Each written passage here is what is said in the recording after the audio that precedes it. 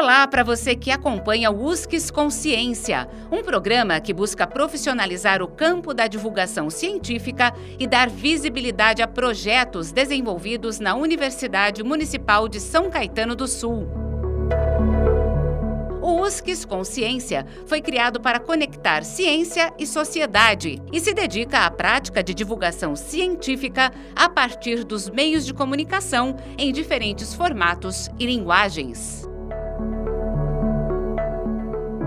Eu sou Arquimedes Pessoni, jornalista, e o programa de hoje você conhecerá um pouco mais sobre o trabalho Negritude Mediada, a comunicação de interesse público na construção do Guia Digital de Empoderamento Negro para Jovens Universitários. Conosco, a sua autora, a publicitária, professora e agora mestre em comunicação pela USP, Tainá Rocha da Silva. Tainá, obrigado pela sua generosidade e pelo seu tempo. Viu?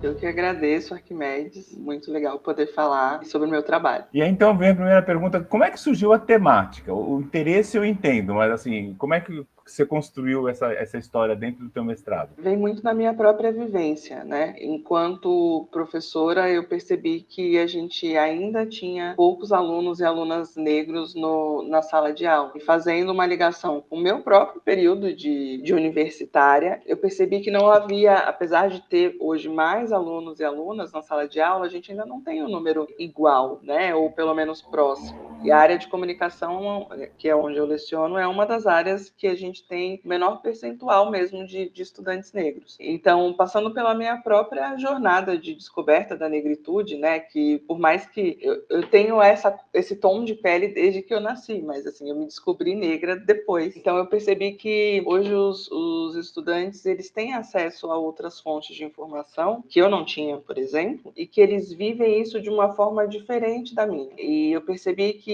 estar dentro do ambiente universitário para eles, e aí muito na questão da vivência do dia a dia, interfere bastante na questão da autodeclaração e da autoaceitação, e até mesmo de se enxergar quanto negro. Então, isso me despertou ali um interesse e eu achei interessante pesquisar isso um pouco mais a fundo, de um jeito mais acadêmico. Agora, práticas mediatizadas digitais, era algo que estava no seu radar ou ele surgiu como desdobramento da temática? Não, eu sou pós-graduada em marketing digital e redes sociais web. Né? Basicamente, toda a minha jornada, a minha carreira no mercado publicitário foi em cima da área digital. Então, é algo que eu naturalmente já estou muito envolvida e pesquiso. E eu percebi que, apesar da gente ter hoje um volume imenso de influenciadores e canais digitais, a gente não tem grandes expoentes em questões numéricas, tá? De influenciadores negros, por exemplo. Então, juntando um pouco do meu interesse, da minha vivência acadêmica e da minha história de vida, foi natural esse caminho para mim. Agora, definido o tema, o recorte, como é que você construiu a metodologia da pesquisa? Esse é um ponto bastante interessante, né? No início, o projeto muda muito, né? Da ideia que você tem antes de entrar no mestrado, quando você preenche ali o formulário de ingresso, até o produto, né? Numa dos seminários que a gente fazia aos sábados, eu tive contato com uma metodologia de oficina que a Rebeca deu pra gente, num dos sábados. E eu achei aquilo muito fascinante, porque era o fazer junto, né? Então, assim, tem todo um roteiro e tem uma síntese e é uma produção conjunta que eu achei muito interessante. E como a gente estava falando de identidade e de reforçar e afirmar a sua identidade, como se enxergar, eu entendi e aí depois conversando com a Priscila, a gente entendeu que esse era um caminho interessante da gente seguir. Então, as pessoas, né, e os jovens que fizeram parte da pesquisa co-criarem o trabalho junto comigo no meio das oficinas. Então, foi um processo árduo, porque aí no meio disso a gente teve a pandemia. Então, quando todo o roteiro das oficinas estava pronto, estava bem estruturado, a gente precisou não se encontrar mais presencialmente. Então, isso foi um ponto que me fez questionar ali a questão metodológica, né? Se a gente seguiria mesmo com as oficinas, porque parte do presencial ele era importante para o meu processo, ali, a vivência era importante. Então, a adaptação das oficinas do meio físico para o meio digital me levou um tempo e alguns questionamentos mesmo. Mas depois a gente conseguiu fazer isso de uma forma online que foi totalmente satisfatória. Mas foi, assim, o pontapé foi um seminário da da Rebeca. O que eu fiquei... Era uma pergunta que eu ia te fazer, que você já até meio que respondeu, se a pandemia tinha afetado positivo ou negativamente a sua pesquisa. Pela minha leitura, e pelo fato de você poder ter registrado isso e assistido várias vezes, e transcrito, e enfim, né? Me parece que foi até positivo. É claro que você não teve o calor do contato, né? Não criou mais vínculos, talvez, que a proximidade física permitiria. Entretanto, o fato de você ter conseguido reunir essa galera no Meet, né? Que foi o teu instrumento, me parece que academicamente foi mais fácil para você, para depois estudar o que vocês... Não sei, é feeling, né? Você acha que é isso ou não?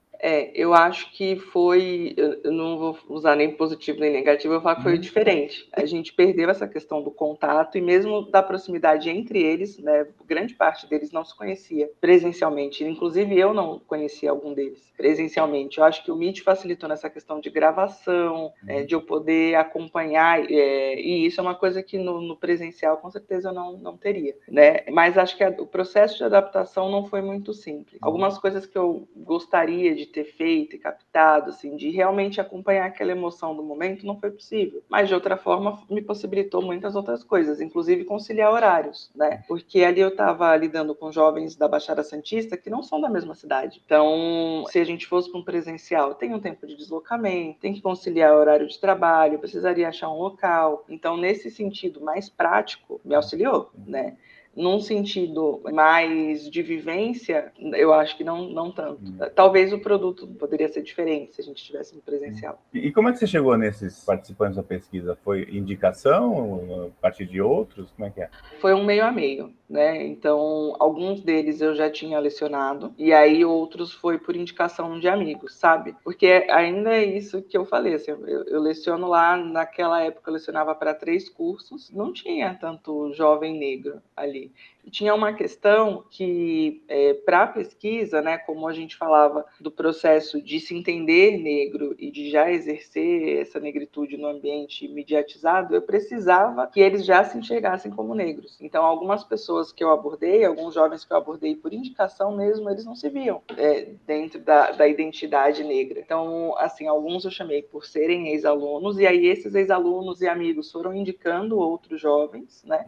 E outros amigos que eu falava, né, amigos de outros cursos, amigos, professores, e aí a gente chegou nos 8. Agora, essa eu achei muito interessante, porque não é uma prática muito da comunicação, eu vejo isso mais na educação. A colocação do tal do diário de bordo que você colocou, com as suas as impressões que você teve no encontro, que para mim foi a parte mais rica, assim, modesta parte assim, da sua descoberta, né, a partir da sua pesquisa, né. Isso foi alguma dica dos orientadores, ou foi você que falou, não, quero fazer, eu acho legal, não complicou de alguma forma?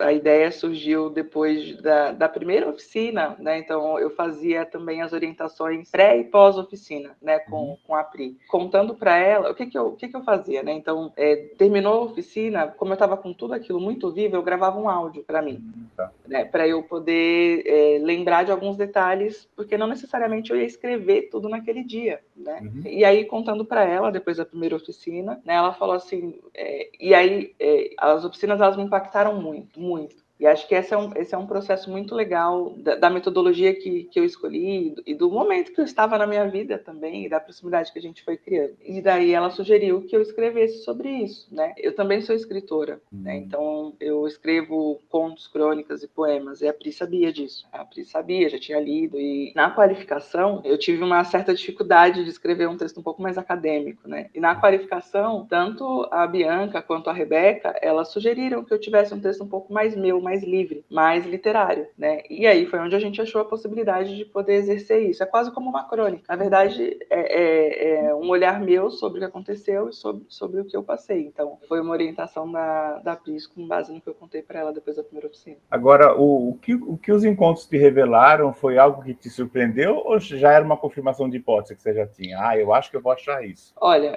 confirmou a hipótese de que eles, de fato, consomem bastante produtos midiáticos voltados voltados para pessoas negras, e isso os empodera. Isso ficou muito, muito nítido quando a gente falou principalmente de estética, né? Mas me revelou outras coisas, como, por exemplo, a questão familiar. Quanto a família é importante nesse processo, seja para uma questão de se entender enquanto negro neste ambiente, que a minha família também é, e não se identifica como, ou seja, num processo de entender que a família também é negra e já se posiciona como. A gente teve os dois casos. Essa, para mim, foi a maior descoberta, né? E do quanto as lutas familiares são importantes para esses jovens, né? Então, assim, as histórias familiares são muito semelhantes dos 7, assim, vindo dos 8, né? Vindo de locais completamente diferentes, com backgrounds diferentes, mas as histórias são muito semelhantes. Isso foi bem interessante de descobrir. Uma outra coisa que também foi bem legal de descobrir, e aí para mim foi uma surpresa muito, muito positiva, é o quanto eles veem na universidade esse ponto de virada da negritude, né? E eu, como professora, fico muito feliz que isso aconteceu. Claro. E aumenta um pouco a nossa responsabilidade ali enquanto docente, né? De trazer mais pessoas negras para mostrar que é possível e para mostrar que existe, né? Esse é um ponto que muitos deles falaram, né? Tem uma das meninas que estuda psicologia e ela falou: eu não conheço psicólogos negros, né? O menino do direito também falou: olha, eu conheço pouquíssimos juristas negros, né? E me fez olhar, inclusive, para a minha bibliografia de aulas, né? Então, eu falo que agora eu enegreci um pouco a minha bibliografia também. Porque eu tenho esse papel também, né? Eu, enquanto docente, eu estou na frente de diversos outros estudantes, né? Então, preciso fazer isso também, né? Então, foi um ponto muito interessante de descobrir. E sobre o produto, como é que foi a escolha desse formato aí? Que eu achei bem interessante e super útil, né? Sim, e de fácil atualização, né? Então, conforme as coisas, né, vão surgindo, vão aparecendo, é simples de atualizar. O produto, eu gostaria muito que fosse algo digital, pela possibilidade, assim, por fazer sentido, né, para os jovens, para a época e tudo mais.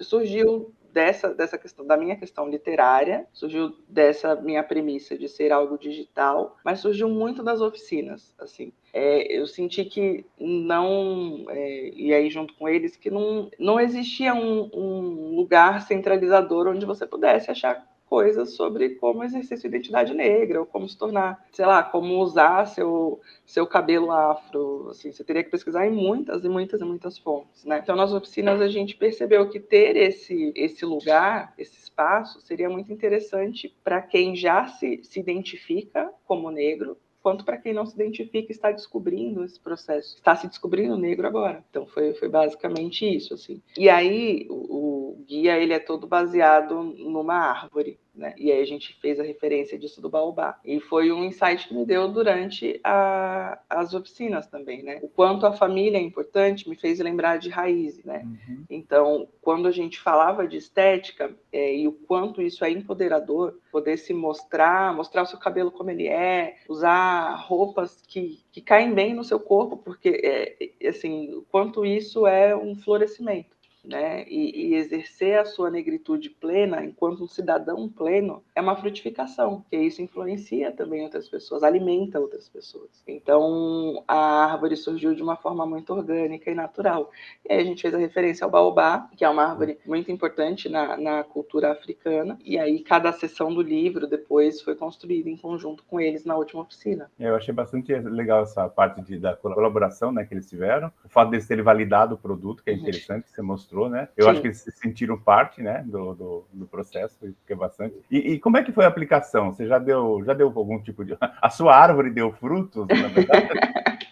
Sim, principalmente no meu trabalho, né? Então, eu, junto com outros colegas, eu mostrei, eu divulgo isso, divulgo o produto e a dissertação, e eu distribuo o link para outros jovens negros também. Então, é interessante ver como, apesar de novo, né, serem vivências diferentes, serem cursos totalmente diferentes, o produto se aplica, né? Então, aqui na instituição que eu leciono hoje, eu distribuí para quase todos os docentes, né? E é legal porque ali a gente tem, por exemplo, uma área que é voltada para instituições de ensino e professores que são referências de autores e escritores negros para a gente usar nas mais diversas áreas, né? Então, percebo que a principal função do produto hoje tem sido fazer a gente pensar e repensar, sabe? E principalmente nessa questão do que a gente entrega. Por ser um produto digital e estar disponível aí online, com certeza outras pessoas também têm acessado. Eu acompanho ali o site, porque eu publiquei ele no meu site, então tem acessos, né? Que aí eu não sei de onde vieram, quem são, né, necessariamente. Mas penso que o principal fruto aí seja esse pensar e repensar a forma como a gente mostra o que a gente faz no nosso dia a dia, né? O ser publicitário, por exemplo, que é a área que eu mais atuo, né? Existem comunicólogos negros que eu posso trazer para falar de todas as teorias da comunicação e de processos midiáticos, por exemplo. Por que não?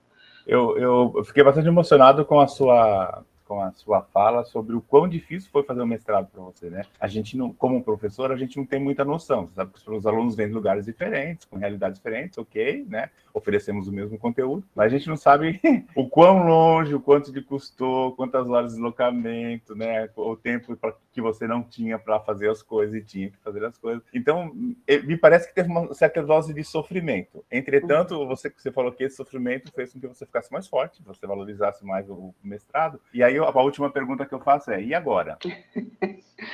Eu ainda estou me recuperando. Que trauma. Né?